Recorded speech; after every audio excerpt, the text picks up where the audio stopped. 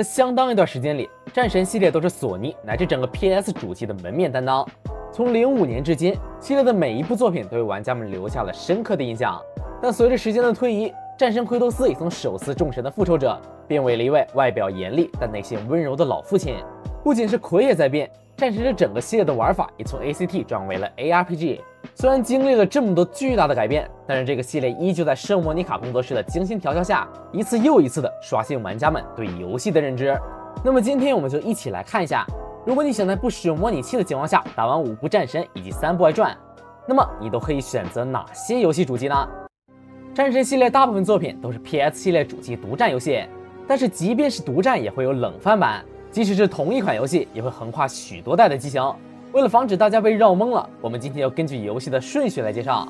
首先便是战神1和2了，这2部作品在后续移植时绑定的相当紧密，所以我们这边就放一块来说。作为在一代神机 PS2 上横空出世的战神1，可以说是 PS2 主机硬件实力水平的完美展现了。游戏用扎实爽快的打击感、暴力的 QTE 处决，以及一系列十分宏大的场景和一个个史诗级的怪物，让当时的玩家们看到了新的世界。并且作为一款 ACT 游戏，战神的招式表现相较于同期的鬼泣来说更加的夸张奔放。混沌之刃大范围挥击加上手柄的震动反馈，再加上魔法与道具的存在，无一不让当时的玩家们倍感震撼。同时这款战神也是属于即便放到现在来看都相当值得一试的老作品。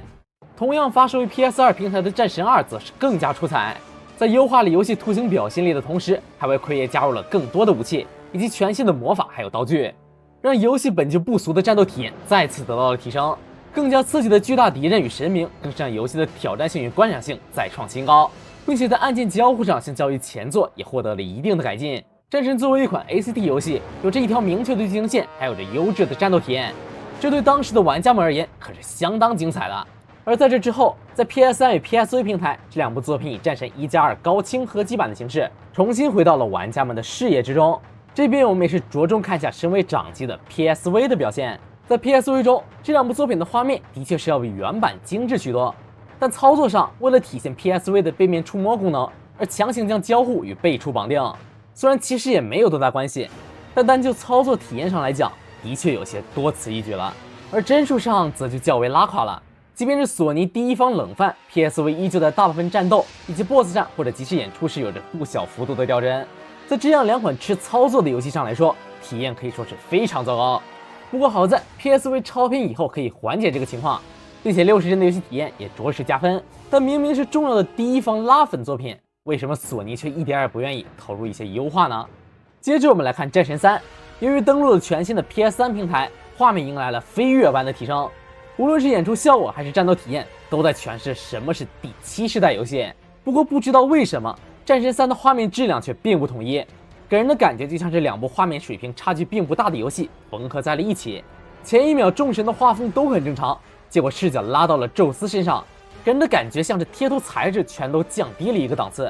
不过好在这样有差距的场景在游戏中其实并不多见。不过即便有这样的瑕疵，本作的画面依旧在当时属于绝对顶尖的水准。超大规模的战斗场景以及经过更多打磨更为爽快流畅的战斗系统，更是让这部战神3实现了对自己的又一次超越。依托于 PS3 的技能，让奎爷战斗时震天动地的效果得以更加真实、更加细致地展现到玩家们的面前。力量感与暴力美学的完美结合，就是我对这部战神3升天最低调的评价。游戏在场景上也下了很大功夫，无论是奥林匹斯山脉还是泰坦身上，都有着当时超乎想象的精致画面。而这部战神3部曲的结尾，也是为老战神系列画上了一个完美的句号。同时索尼也并没有忘记它的商品价值，在之后这部战神3又以高清版的形式登陆到了 PS4 平台，1080p 加上60帧的丝滑体验以及优化过的贴图材质，都让这部老战神3在新主机上焕发了新的生机。老战神的故事还没讲完，在正传火热发售的同时，索尼还为了展示 PSP 强大的机能，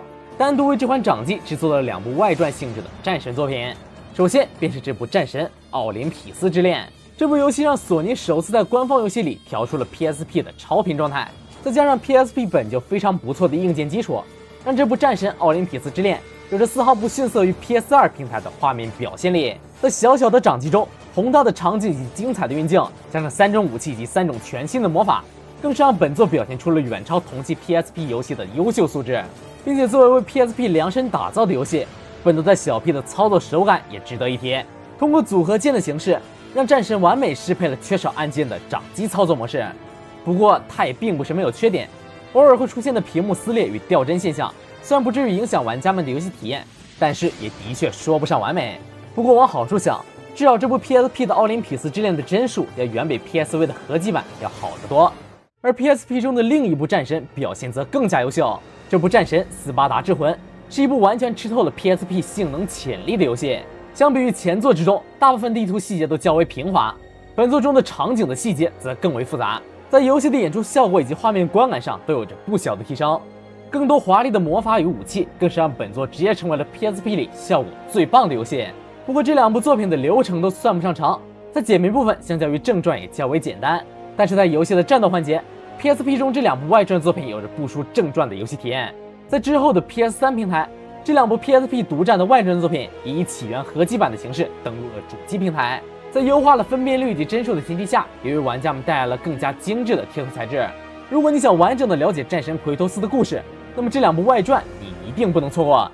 老战神的故事伴随着3部曲与外传的结束而迎来了完结。在第8世代 PS4 的火爆发之后，经历了多年的开发，终于在18年，奎爷又一次走进了玩家们的视野。但是这一次映入玩家眼帘的不再是昔日狂暴嗜血的战神奎托斯，而是一个带着小孩的严厉老父亲。这一角色形象的转变对玩家们的震惊无疑是巨大的，而游戏的玩法也从传统 ACT 转为了现代一点的 ARPG， 这让当时许多玩家对新战神其实并不看好。不过最后大家也知道了，在实际上手游戏后，游戏精致的建模与贴图材质，以及为玩家们呈现出的9阶的冰山一角，都足以震撼当时乃至现在的许多玩家。而游戏的战斗环节虽然经过了大幅度的修改，但是新时代的玩法并没有让游戏爽快的战斗体验打上哪怕那么一丁点的折扣。混沌之刃与利维坦之斧的多样连段也依旧可以在游戏中得到施展，并且由于儿子阿特柔斯的加入，让玩家们有了更多的操作空间。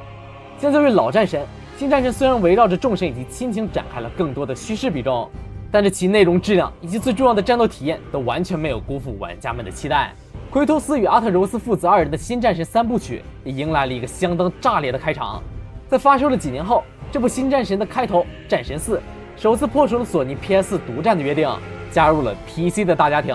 更棒的画面、更高的帧数以及更多的设置选择，都让这部战神4可能成为接触玩家最多的新战神系列作品。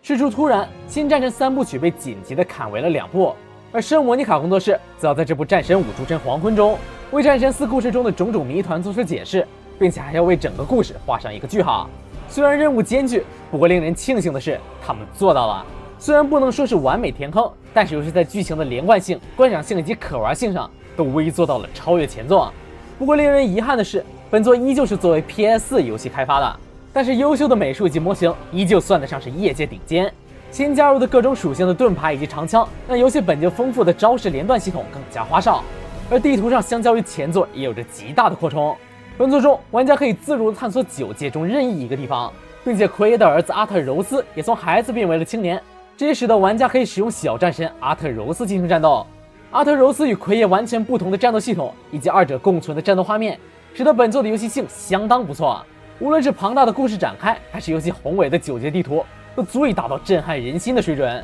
这样的表现也更是让我期待起了继新战神2部曲之后， PS5 中那部独属于 PS5 的战神究竟会有着怎样优异的表现呢？除了上述主机掌机中的作品以外，战神这个 IP 还曾经推出过一款手游。这部战神背叛作为系列唯一一款登陆了 Java 平台的手游，虽然是像素风的2D 横版轻玩游戏，但是连招、处决及解谜等系统是一样不落，可以说是麻雀虽小五脏俱全。在同平台同类游戏中也算得上是相当优质的精品。同时本作也是在战神1与2之间承接剧情桥梁的作品，如果是系列核心粉丝的话，可以考虑去了解一下。最后总结，虽然用模拟器的确可以更加简单的体验到品质更好的游戏，但是有些感觉是模拟器永远无法代替的。虽然其中也可能会有情怀作祟，但是回忆也未尝不是体验一款游戏最优秀的佐料呢。如果想要以最高规格游玩战神整个系列的话，现在你只需要一台 PS5 和一部 Java 手机，当然也可以换成一台价格更为低廉的 PS4。平台的选择十分丰富，玩家的需求也各不相同，可能有喜欢怀旧的玩家，也可能会有只喜欢新作的玩家。今天为大家盘出来的战神系列的所有可玩平台，也是希望可以帮助大家用最低的代价去选择自己最喜欢的主机。如果可以的话，也是希望大家3连加关注支持一下，点赞过200，下期视频就能快速更新哦。那么本期视频就到这里，我是3位，我们下期视频再见，拜拜。